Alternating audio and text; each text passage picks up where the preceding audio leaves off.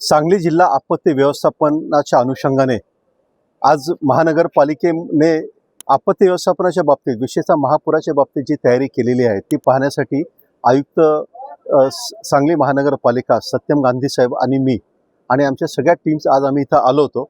आज या ठिकाणी पाण्यामध्ये बुडणाऱ्या माणसाला वाचवण्याची मॉक ड्रिल आम्ही घेतलेली आहे।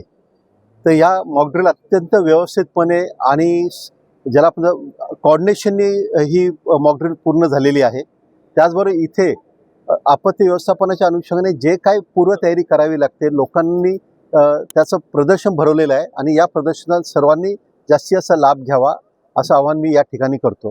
त्याचबरोबर आपल्याला हेही सांगतो सांगली महानगरपालिकेने आता महापुराच्या परिस्थितीला सामना देण्यासाठी पूर्ण तयारी केलेली आहे आणि त्या दृष्टीतून प्रशिक्षणही झालेले आहेत। तरीसुद्धा ते वारंवार आता प्रशिक्षण घेऊन सर्वसामान्य लोकांचं जीवन महापुराच्या काळात सुद्धा कसं सुसह्य होईल आणि महापुराची दाहकता कशी कमी करता येईल यासाठी आम्ही सर्वजण प्रयत्नशील आहोत।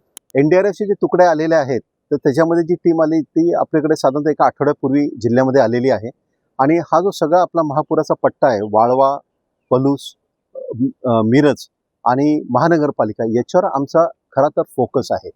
आमचा फार मोठा फोकस शहरावर आहे कारण साधारणतः इथे गेल्या 2019 मध्ये साधारणतः 80 ते 90 हजार लोकांचं आपल्याला स्थलांतर करावं लागलं होतं।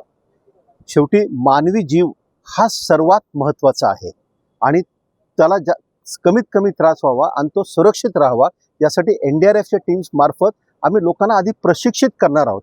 कारण आपण स्वतः प्रशिक्षित झालो तर आपण आपल्या कुटुंबाचं अधिक चांगल्या पद्धतीने आपण रक्षण करू शकतो आणि वेळेपूर्वी करू शकतो।